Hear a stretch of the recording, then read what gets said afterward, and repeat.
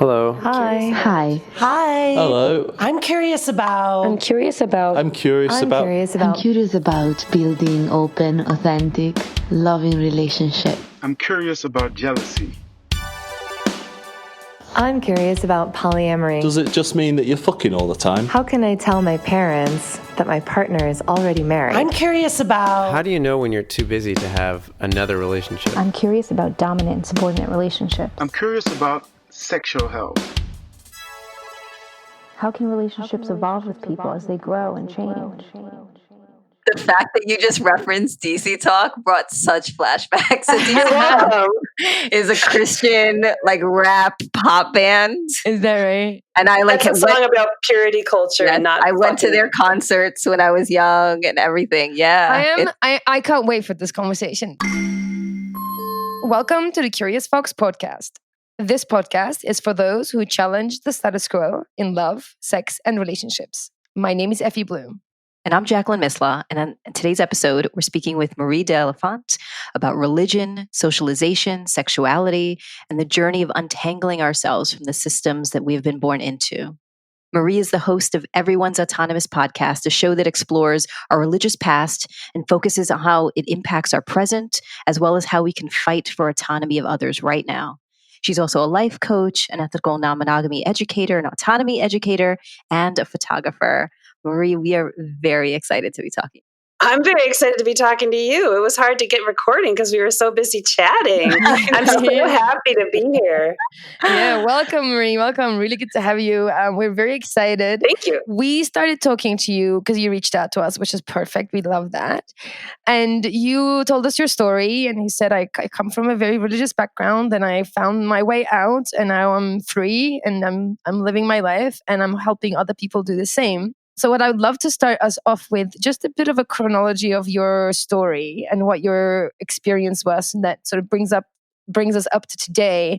And then we'd love to delve into your thoughts on the role of religion in our expressions around sex and relationships and all that good, juicy stuff.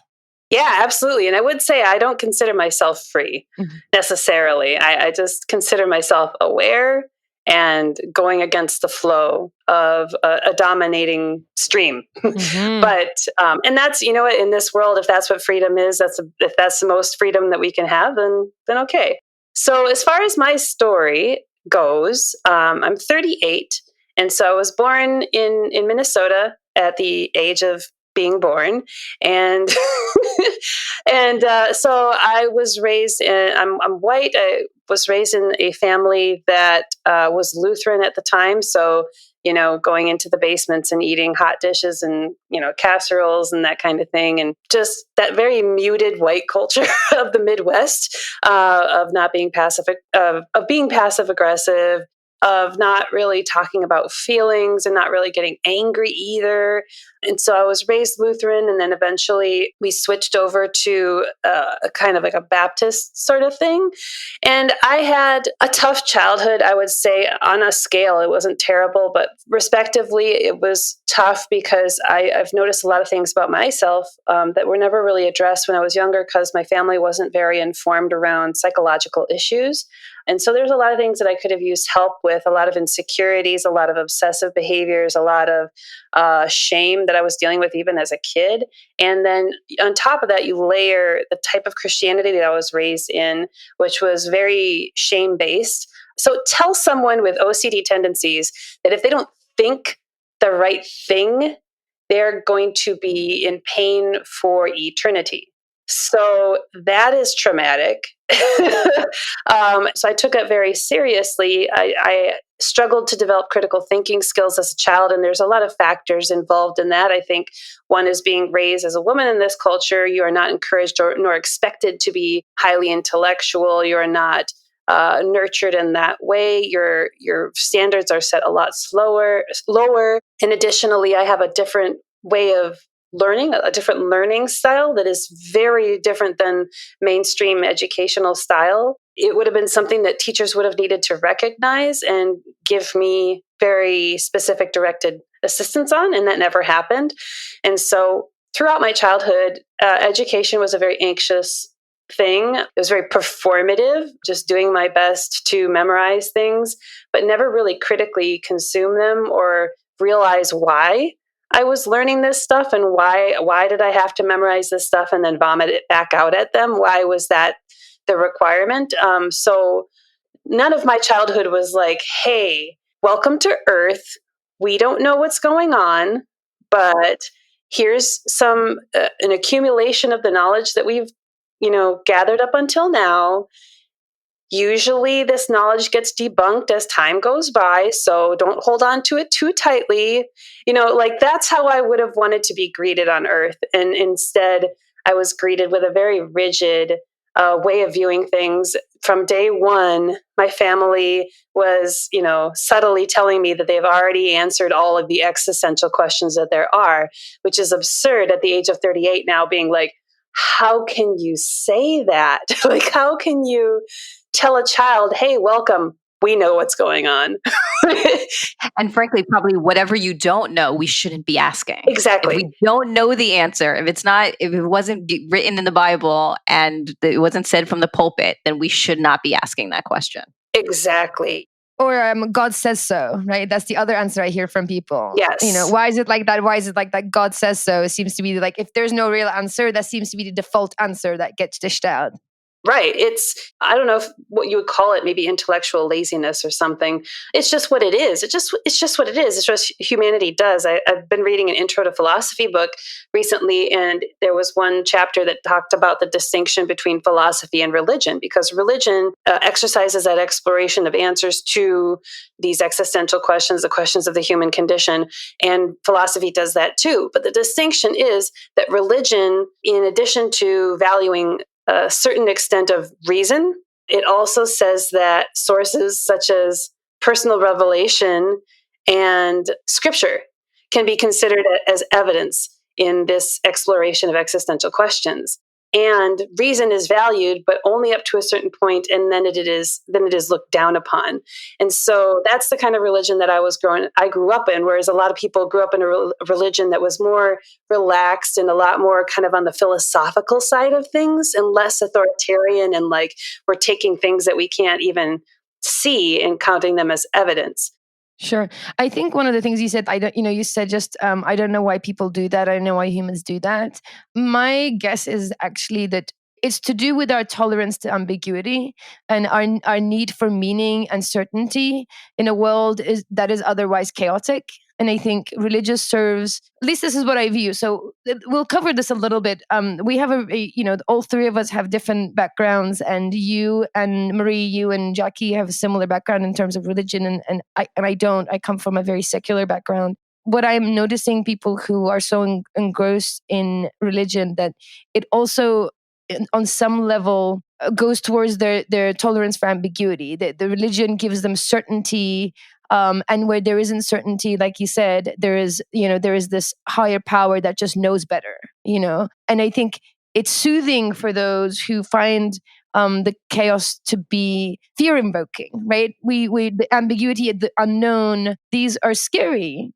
Not knowing what's coming up is scary, and I think religion kind of gives you a bit of it seems to be an antidote to that. I think that's what's kind of happening. And I didn't, certainly my background is, my parents are very, secular. Religion was discussed as more of theology around the dinner table. We, discuss all different religions, and it was always couched in more academia or understanding, and never really in worship or as scripture or anything like that. So the conversations would be about, here are the Abrahamic, religions, and then here is your, more philosophical religions and that kind of thing. So that's where I come from. Jackie, you have a very different experience. Just to set context. Yes, very different experience. So it's interesting because beforehand, we've talked before, Marie, and even in preparation for this podcast, we were doing a sound check and you started singing a DC Talk song and it just brought back. So those of you out there who grew up in the Christian faith, and so DC Talk is a like hip hop, rap, pop Christian band from like the 90s. I don't know if they're still singing songs. I don't No, know they're not. I think two of them have deconverted by now. Is that right? Yeah.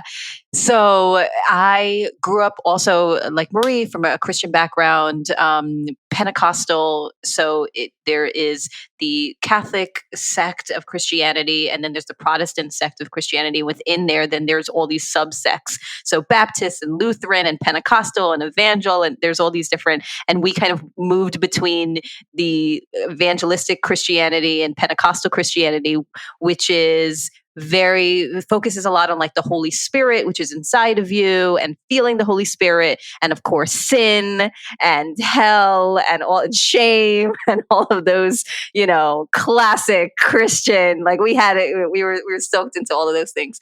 And so much of what you're saying, Marie, has resonated because I'm interested in your journey and your story around this. Like sexuality has always been a part of who I am, like just naturally.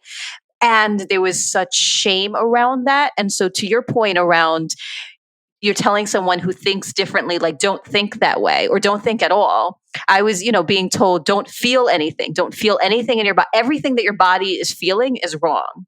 So God made you and God made everything about you, but you're also bad and wrong. And you're in God's image, but you're bad and you're wrong and should control yourself. And so there was this weird mixed message around that. And it messed with me in terms of things like masturbation and sexual fantasy. But to your point, two messages that stayed with me from my youth were that you could not question things, right? Like if you thought something and you thought, wow, this doesn't make any sense. Like number one, God could hear your thoughts, and God, like Santa, and God is mad, right? Like, so just like Santa, and you're going to get some coal, like come when Jesus returns, like you're going to have to reconcile with all those bad thoughts. And second, and I'm curious if you heard this somewhere along in my childhood, it was told to me that the devil couldn't read my thoughts, but he could hear my words. And so even though God could hear my thoughts and I had to be careful what I was thinking, it was worse if I said it out loud, because then the devil would know, and the devil would know, I got you. So even if I allowed myself space in my brain to question things or ask or to challenge things, I couldn't say it out loud, because then the devil would have known that I was his and his plan had worked. And so it just was so fucked up to get you not to talk. Yeah. And I remember, and I was telling Effy, same, I'm 39, probably a few weeks ago, I was thinking about something. I can't remember what it was. And I remember thinking to myself in that moment, you can't say that out loud because then the devil will know. I'm almost 40 years old. This is, and I haven't been saturated in that for so long. But it goes back to what you were saying. And I want you to talk more about that, Marie, that you're actually never free from it. Yeah. So I do want to just go back, just because I did have a thought in response to what Effy, you were saying about existential anxiety and stuff. I guess all I wanted to express is that I have this ideal for humanity that we would embrace distress and embrace ambiguity, because maybe we're not coded to do that, but we've overcome a lot of other fucking things. And so if we would value being unsure, being agnostic, not being able to ever have answers, and to nurture a culture that valued that, that would be my happy place, where people were safe to ask questions and people were safe to not get answers, and to sit with each other and comfort each other in the not knowing, and to hold each other's hands as the end of the world comes and you don't know what happens next, but just being I don't have the answers to this, and I'm going to breathe. And I feel like I'm on my way towards tolerating the distress of chaos and unknowing in the universe, and I'm doing it. It can be done. It can be done to build up that resilience, but it needs to be of value. It needs to be something that is put forward to you as, here's something, welcome to Earth. Right away, you're going to want to work on getting comfortable with discomfort, because nobody knows what's going on. So it can be done, but people need to value building up that resistance. And that's a lot of emotional intelligence. That's a lot of self-care and being present with discomfort and allowing it to be felt, because it will pass. It will pass. So that's just one thing I wanted to mention on that. In regards to the way that we were raised, at least Jacqueline and me, to not question things, that we are bad, that we are wrong. Yeah, this is all true for me. I was taught, and this verse in the Bible was quoted a lot, and I don't remember what verse it is because I don't give a fuck.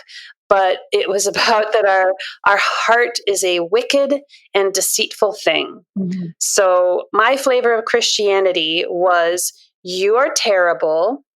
Your ancestors ate a fruit. I have not seen any Christian diets that were anti-fruit, so I don't know why they're not being fundamentalists about that. But that's not even the point. But so you're bad because you disobeyed God, and then you were born of people who disobeyed God, and you're just inherently sinful. You're sinful as soon as you're born, and probably even before. Like, you're just sinful from day one. And I had no issue with that. I was like, yep, that makes sense. And it fed into my insecurity as well. I guess you're born from sin, right? Because you were born because of sex, and sex is sinful. So you are born from sin, come into the world sinful. It's crazy. Sorry, carry on. Yeah, I don't know if that was our doctrine behind it, that we were sinful because they had sex. Like, I think God was cool with sex so long as you put a ring on it and didn't do butt stuff. Like, that was the big thing. But I never really thought about that. Like, are we born sinful or are we born from sin? But like, the messaging that I integrated was that just from the get-go, you're sinful, and almost to an extent, like, don't really worry about it. Like, you're just sinful. Just accept that part. Don't get too fixated on that part because we got the solution for you. And so they create the problem by telling you that you're sinful. If you're insecure, if you're being raised in a world that gives you any reason to feel insecure, which it does, you're going to glom onto that. And I did. I believed it, and it seemed right. It aligned with how I felt about myself. I was like, I'm a wicked, horrible thing. I felt that way about my intellect. I felt that way among my peers. It just exacerbated a natural insecurity that I had that should have been treated in therapy. Instead, it was fed by these messages of innate sinfulness in Christianity. And so I internalized those messages, and I remember, I think the messages that I received, there was never really a distinction between, like, can Satan hear your thoughts versus Satan can only hear the things that you say? Because then, like, do you just make up like a make-believe language so that, like, because then are we getting into like some German World War II, like, coming up with like special codes so that Satan can't understand the things that you're saying, like beep beep boop bop bop bop. Oh, and Satan's like, oh shit, decoding things. I don't know what she's saying. And like, what a human thing to think that, like, there's an invisible thing, and the only way it knows what you're thinking is because of the throat grunts that you're making with your lip face thing. Like, it's so human. Right. But yeah, I definitely was taught that the devil could some way influence you, and that was meant to be interpreted in such a way that my experiences with depression and anxiety were invalidated. They were never taken seriously. They were never deferred to psychological experts. They were always a spiritual issue. Everything is a spiritual issue. Everything. Any problem that you have, your Christian friend will listen to you, and then they will pray for you. They will not give you advice. They will not help you analyze the situation. They will not help you understand the self-care that you need to do. They will not help you understand the boundaries you need to set with someone. Fuck boundaries. There are no boundaries. You are just a slave. I don't mean to use that word lightly, but we did use that word in Christianity. There was a lot of praising of slavery as a matter of fact. Like, we idealized ourselves as slaves to God, and we thought that was this like fantastic thing. And so there's a complete removal of your identity, a complete, I don't have control over myself. And so this is an ongoing topic for people who are recovering from religion or other social constructs that are anti-autonomous, that are pro-shaming, that we struggle with regaining some kind of sense of autonomy, some sense of self, some kind of connection with our own bodies. A lot of us struggle with this chasm of like our mind aka spirit, splitting from our body because we were told that the body is this like fleshy, sinful, like this is disgusting. This is the manifestation of sin. The only thing that's pure or beautiful about me is my spirit. And that's only because I think the right thing. And that right thing is that Jesus died for my sins. But like, there's so much in Christianity about like, you don't deserve any of this. You know what you deserve? You deserve to go straight to fucking hell and burn for all of eternity. That is what you deserve. And the only reason that you're not going to go is because Jesus loves you. And so now you're going to spend the rest of your life saying thank you. Yeah, thanks God for not killing me, I guess. Like, and it never dawned on me how abusive that kind of a relationship is, because God was exempt from human relationship analysis. Like, I could be a therapist, a Christian therapist, and understand what abusive relationships are, but then not see that parallel within my relationship with Jesus, because he's immune from all of this evaluation. He's always right. You're always wrong. And it's very kinky that way. There's a lot of sub-dom stuff going on with Jesus that people are really into. Like, they dig it. So it's fucked up. And that's the kind of stuff that I was taught. And some of us are hurt deeper and more profoundly than others. I've met a lot of people who have recovered and got over it in like a day. I've met a lot of people who struggle with it ongoing every day, like myself. As you were saying it, the thing that was coming up for me is that this version of religion, that your experience of religion, the version that you're telling us, because everybody has their own, but like what you've experienced is incredibly toxic. It's toxic and it's abusive. And it's, as a child, to be told those things, it's violent, it's aggressive, it's based not only in shame, but also deep fear, like fear for your life, fear for your well-being on this earth and and wherever you're going to go afterwards. Like, it's this endless, like, there's no sense of safety, there's no sense of acceptance, there's no sense of stability, there's no sense of community in the all the teachings that you're describing right now. I can imagine for a child is so disturbing when we're trying to find ourselves, when we're trying to feel safe so that we can develop a sense of self, sense of identity, maybe expression, all those things. When you're told, like, essentially your existence is rooted in fear, it's so toxic, it's so bad. Yeah. There are two childhood stories that come to mind that illustrate exactly the point that you're making. One is, again, when I was an adolescent and I was within my own sexuality, I was about to say struggling with my sexuality. And that's really looking back. And it was a struggle because of this dynamic. It wasn't necessarily a struggle because it should have been. And I would not want to touch myself. I would not want to give in. I would not. And they would be like battling and crying and praying about it and negotiation with God. I told God that, if I was meant to have 3 children, that every time I masturbated, he could take one of those children away and I would only have 2, or what. Like, I was trying to figure out what were the ways in which I could ensure that I didn't do this thing. And then every time I did it, I mourned the death of my future child that I had given up to God because I couldn't control myself. Oh, no. And I have a younger brother and sister. And I remember my sister and I are 8 years apart. And so let's say if I was, 16, she was around, 7, 8. And I remember after one time, and it became a practice, I would masturbate. I would run to her room to see if she was still there, because I was convinced that the second coming had come, that Jesus had come. And when the Jesus comes, all the children are taken away. And I would always check to see if she was still there, to see if I was safe. And so to your point, there's just this inner battle. And so because of all of this mindfuck that was happening, I experienced a lot of depression and anxiety as a kid. Shocker. And I would have conversations with my parents, and I would be really, and I have a master's degree in social work, and I'm a change strategist and work with people around navigating through change and outside of oppressive situations. And part of that certainly is rooted in my own childhood. And I knew at an early age, I needed help. I needed therapy. I needed to talk to someone. And I would say, I wrote a letter to my parents once and I slipped it under their door. And it said, instead of Christmas gifts this year, I want you to send me to therapy. Whatever money you were going to spend on a gift, please send it on a therapist. And I remember putting it under their door and going to bed. And I remember them waking me up in the middle of the night.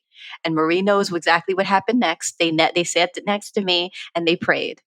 And they prayed that, God would make sure that I would feel okay and, and healthy and happy. And that was it. And we never discussed it again. What age were you? Older than 10, younger than 10? Older than 10. I was older than 10. But I was younger than 10 the first time that I asked to see a therapist. So when I was probably around 8, I remember going to my parents' room and getting the yellow pages and finding an ad for a child psychologist. And I remember because it had a picture of like a stuffed animal on it. And I was like, ooh, this looks like the one. And I remember taking it out and putting it in my diary. And I thought to myself, I'm going to save all of my money, save every Christmas, birthday gift, everything that I get so that I can afford to go to the doctor. Because I was like, there's something wrong with me. I have to go to the doctor. The doctor has to fix it. Somebody has to fix it. So I knew from before 10 that was the case. And then when I was in my adolescence, I slipped that note under the door. They prayed for me. And I remember at the time thinking, if my body was broken, would we just pray to Jesus to heal me? Is it because you think my mind and my spirit is broken that you think that God can hear me when a doctor cannot? And I just felt so hopeless. What it creates is a sense of like, not just fear, but hopelessness. I am broken and nothing can be done because we keep praying. I'm praying. You're praying. We're all praying and nothing is changing. I just feel worse. I feel worse than I did before. Yeah. Yeah. My ongoing thing like that. I mean, sexuality definitely was one of those things for me. The larger overarching issue for me that was this repetitive, cyclical trauma, gaslighting, crazy making stuff was that I doubted it all. I, started doubting all of it at age 13. But I've been realizing recently I was right.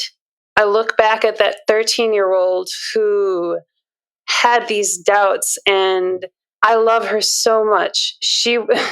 I'm getting teary because she was right. She was right to ask those questions, like if I could have ventured from there and had this authentic journey of exploration of the world with no question that I couldn't ask, with no conclusion that I couldn't come to, with all the support from everyone who loved me for my journey, what a different life I would have. Right around 13 or so is when I started noticing my sexuality. I think I started coming of age or into pubescence around the time when internet became a thing and it became a household thing. I can remember watching movies with my parents and there'd be a sex scene or something and I could feel it in my body whoa, tingly, what the hell is going on? And now I can't get turned on by those movies anymore because they're so poorly done. And as a photographer, I just can't sexually get into it anymore. I'm the lighting and the sound is all off and they're not even talking about consent. So I'm just done. But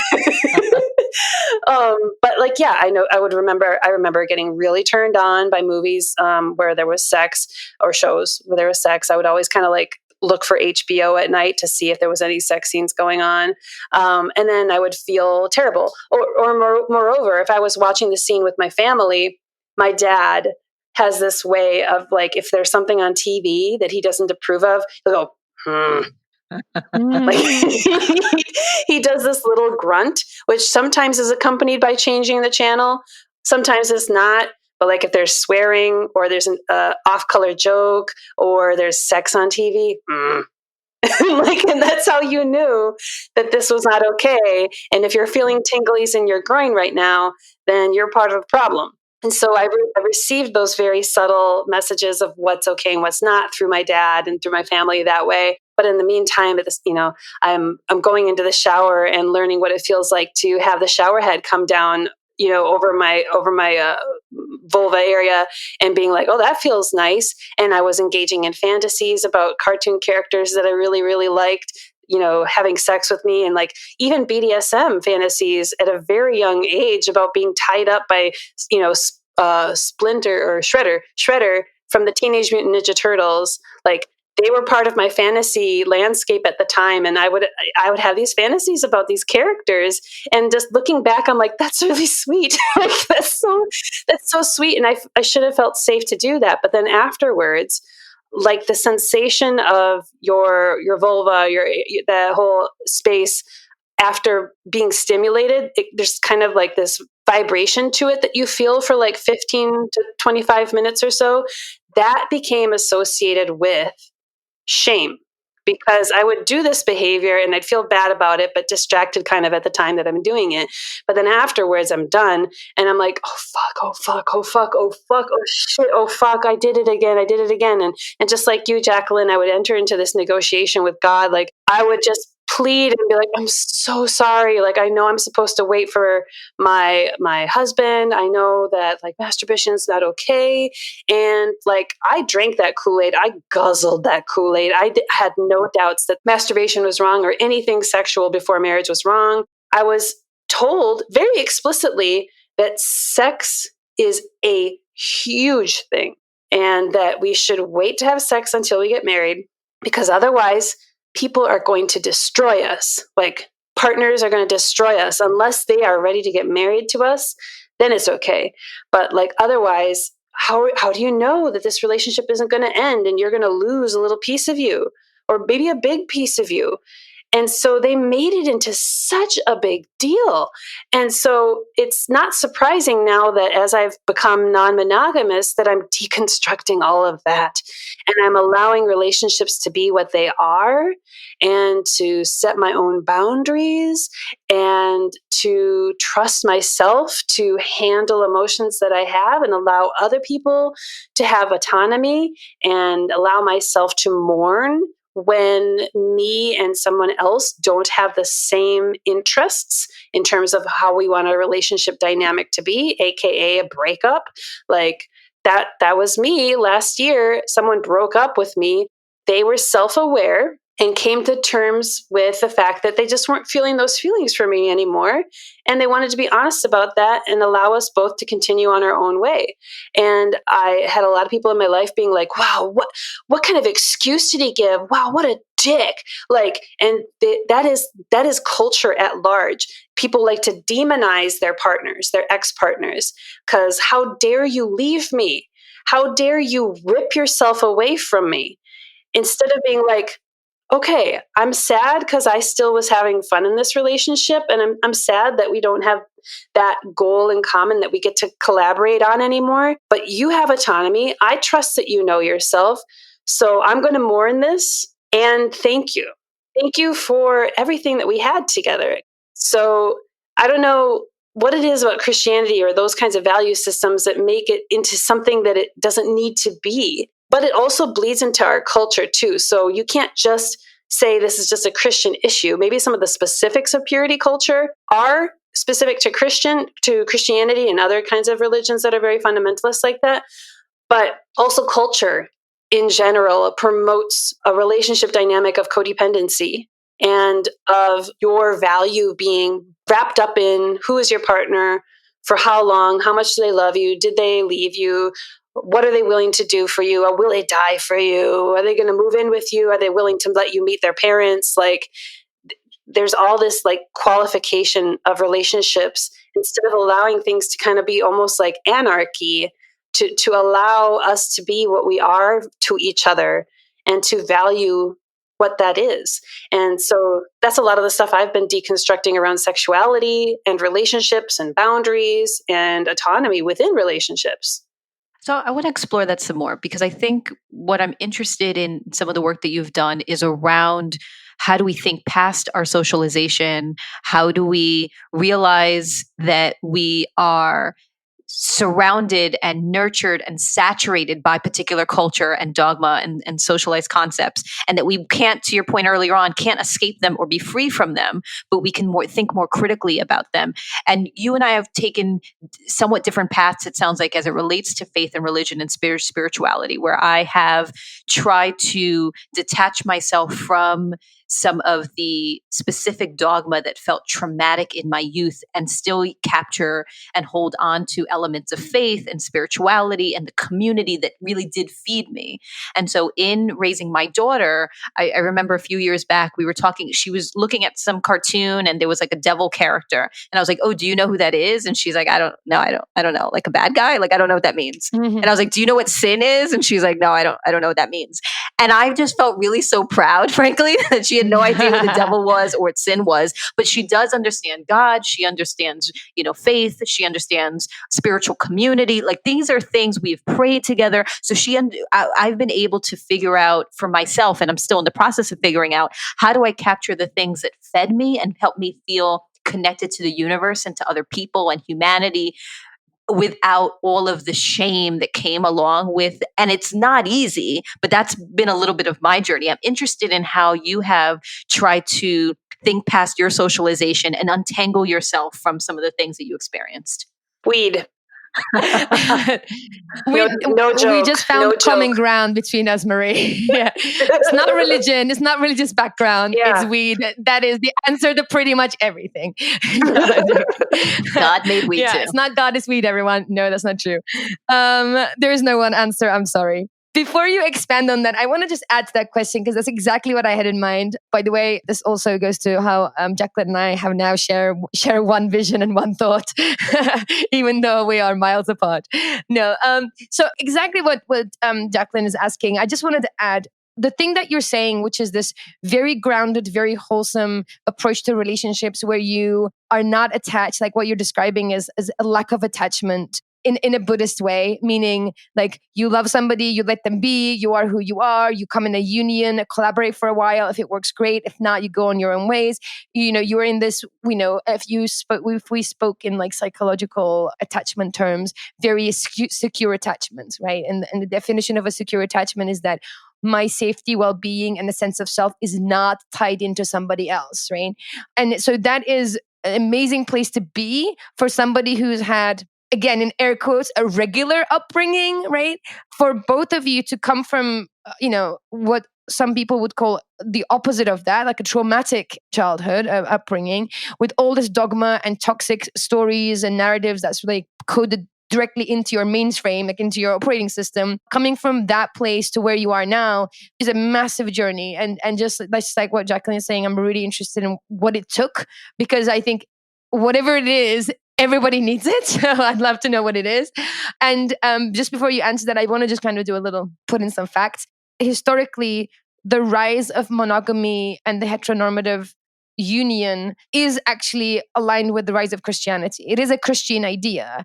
Before that, before the rise of Christianity, monogamy was not a part of relationships or marriage. Neither was heterosexuality. There are recorded stories of men getting married to one another, women getting married to one another, or two-spirited native folks getting married to one another in union before Christianity came along. Nobody questioned that.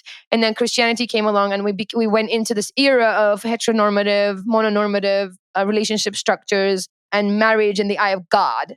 Not even civil service, but marriage in the eye of God has become a thing. So it is tied into Christianity. So that's, if you look at other religions, Abrahamic religions like Islam, there's a multi-spouse situation mostly.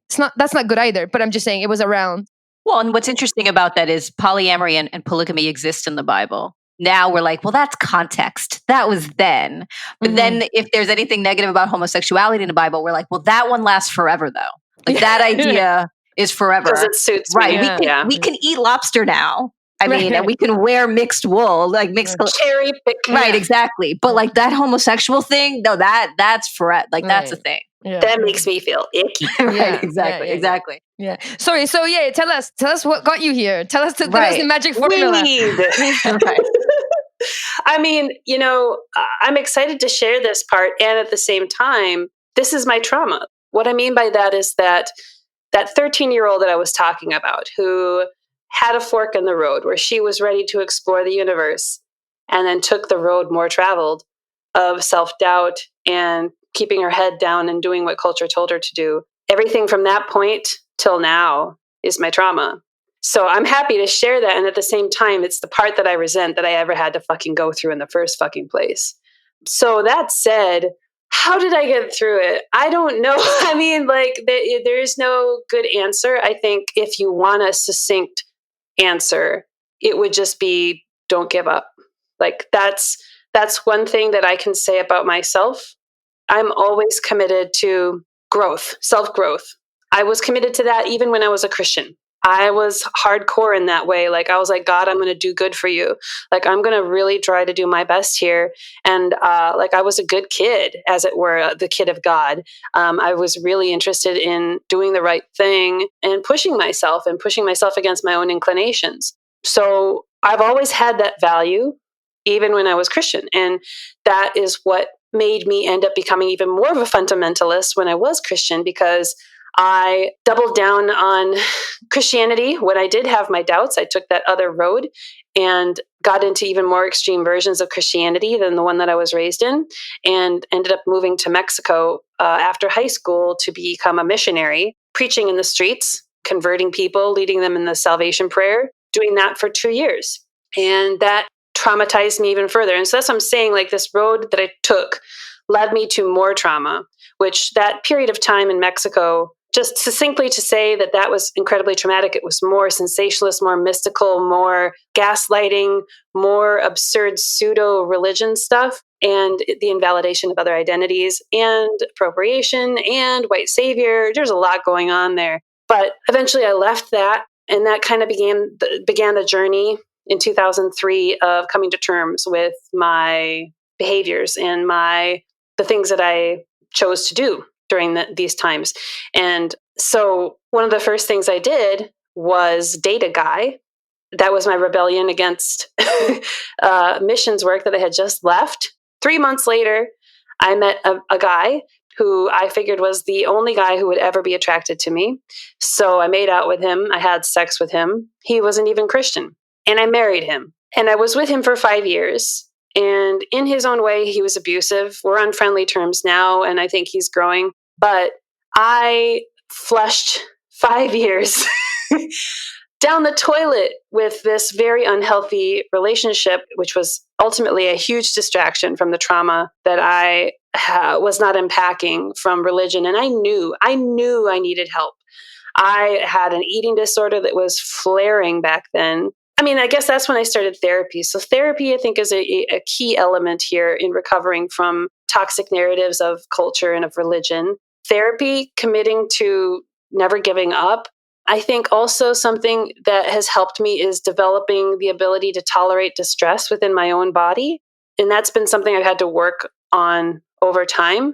Most of the time now, I can be present with myself when I'm having a really strong reaction. And that has come out of a lot of experience and a lot of practice. I remember one particular night, one of the things that I have in the past done, almost as an attempt, like a childish attempt to deal with my trauma, is to go through my memorabilia, go through old journals, go through old photos, go through old materials from when I was in mission school, and to try to process them with the eyes that I have now and try to see if I could find some kind of catharsis here. But usually what ends up happening is that I get incredibly triggered and go into a space of kind of freeze, like there's the fight, flight, and freeze responses.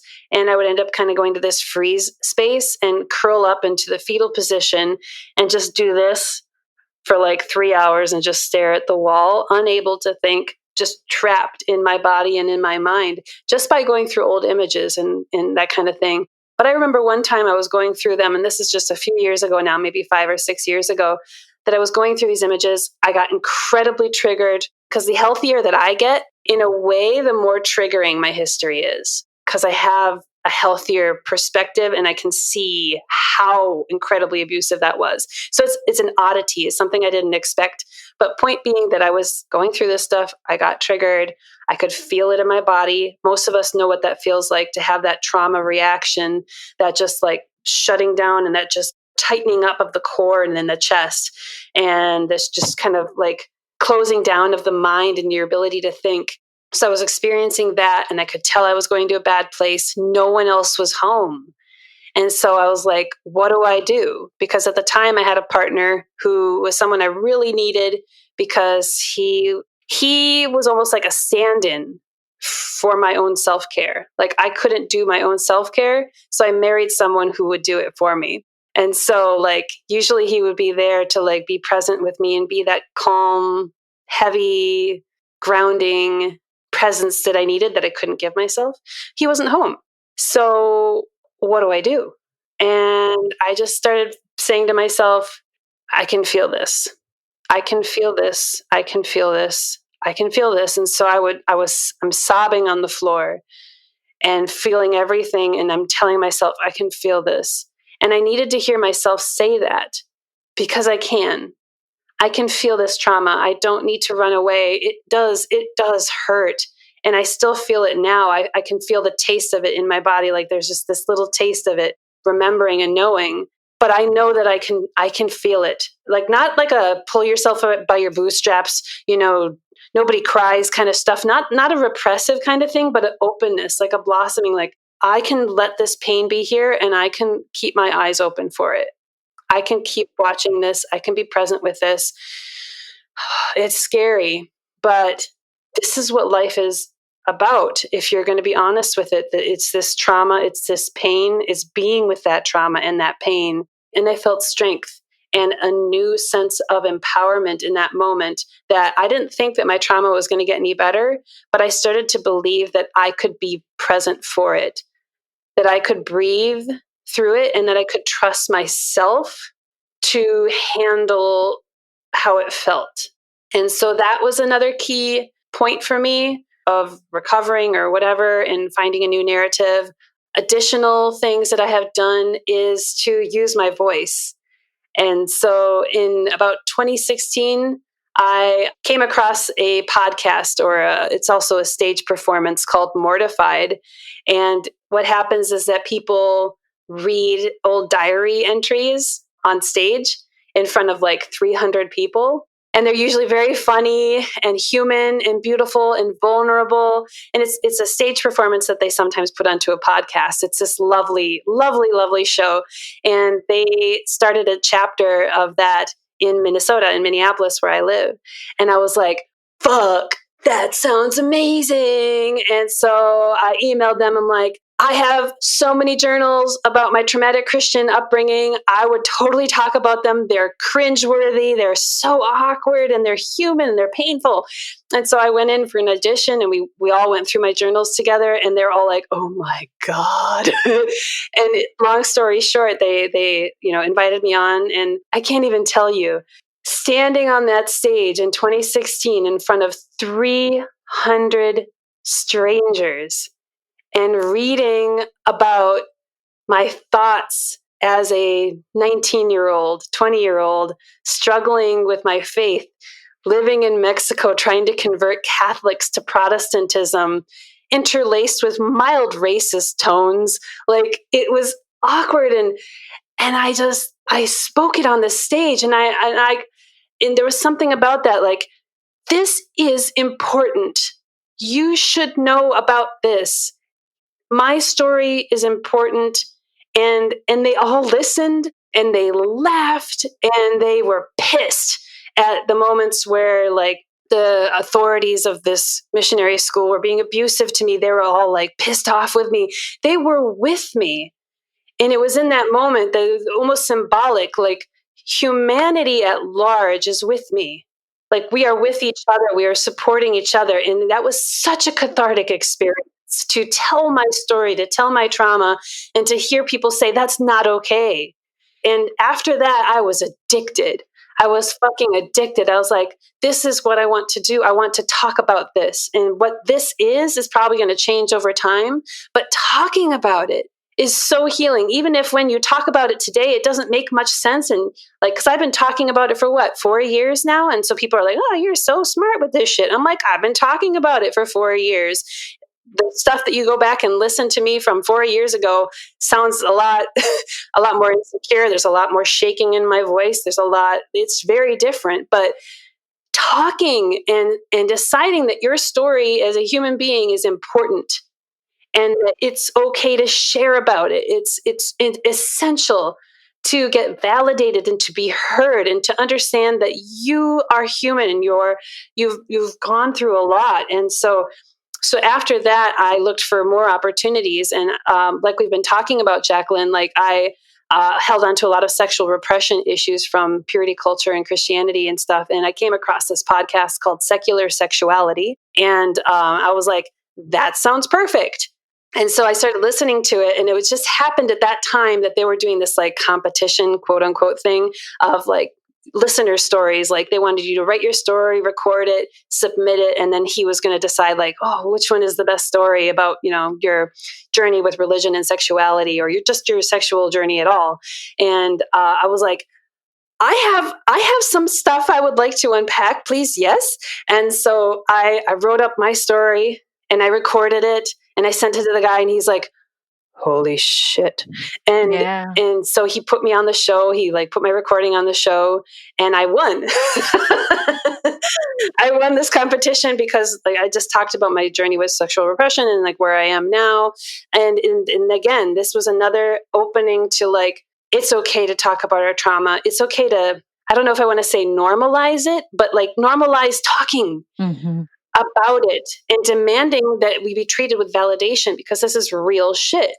You know, what's interesting is I think first of all, we have to have you on again, potentially, because there's so much more. I think like what we can cover in an hour is not enough. Like there's so much more to unpack. But I do want to take some time before we wrap to highlight some of the things that I heard you share in your story around how do we get from here to there? Like what is the process of beginning to separate oneself and untangle oneself from whatever socialized upbringing and dogma that they have heard. And so what I heard you say was first have a sense of self-empathy, really look back at yourself and with love, and as opposed to the shame that you may have been taught in religion, to really look at yourself with self-empathy, know that you can survive the pain, that you can get through it, that this discomfort is something that life has discomfort, and that we have to get used to the discomfort, and that we can survive it, and that we can have hope.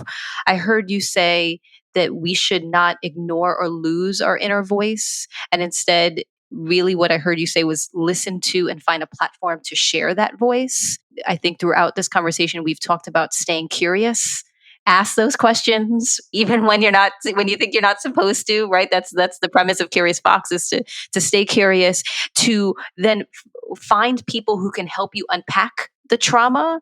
Find good therapists. We're going to be bringing on someone. Her name is DeAndrea Baylock Johnson, and she also works with folks who have religious backgrounds, and she focuses on Christianity and sexuality and healing in her work. And we have a workshop coming up with Thomas Whitfield, who is going to be helping people figure out, how do you find the right therapist? How do you find someone who knows about consensual non-monogamy, who can talk about sexual trauma? How do you find the right therapist for you? So find a therapist or a coach that can support you through your journey. Find community and stories of thriving. You've talked about finding podcasts and blog posts and people that part of what keeps us stuck in a particular socialized construct is because we believe if we leave, we'll be alone.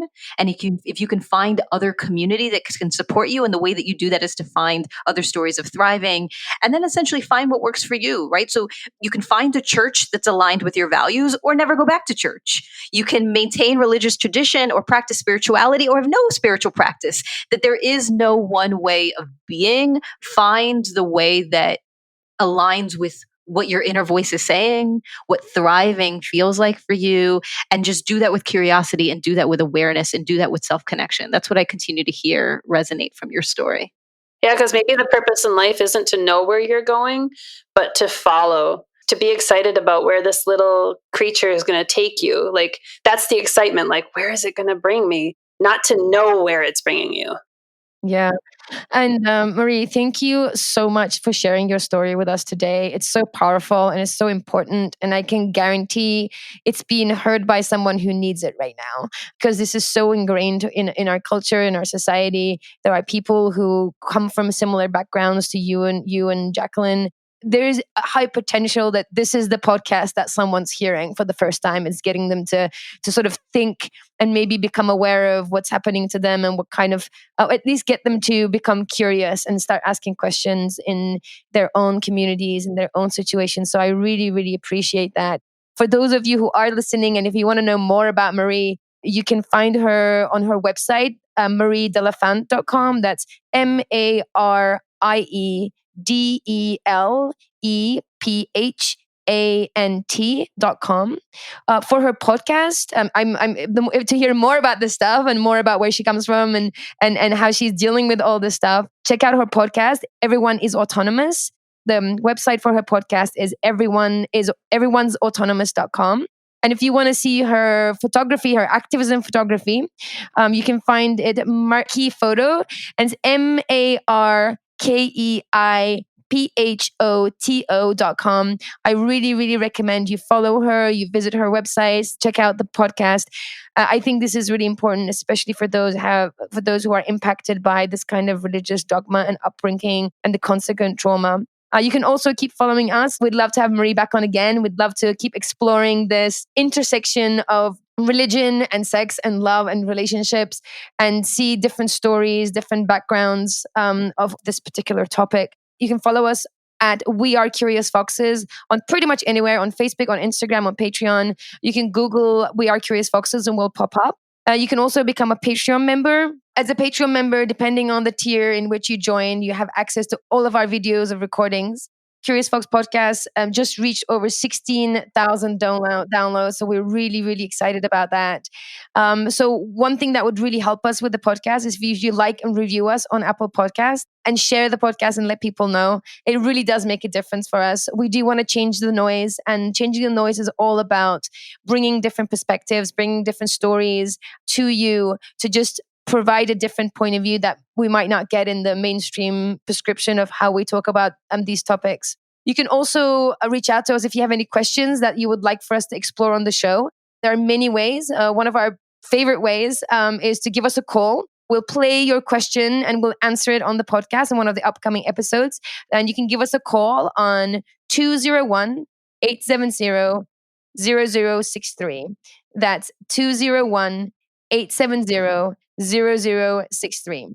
As always, you can reach out to us pretty much anywhere, share your ideas, tell us which episodes has helped you on your journey, or just tell us that you're listening by emailing us also. You can email us at listening@wearecuriousfoxes.com. That's listening@wearecuriousfoxes.com. We will keep doing this. Thank you so much for listening. And until next time, stay curious, friends. Curious Fox Podcast is not and will never be the final word on any topic. We solely aim to encourage curiosity and provide a space for exploration through connection and story. We encourage you to listen with an open and curious mind, and we'll look forward to your feedback. Stay curious, friends. Stay curious. Stay curious. Stay curious. Stay curious. Stay curious. Stay curious.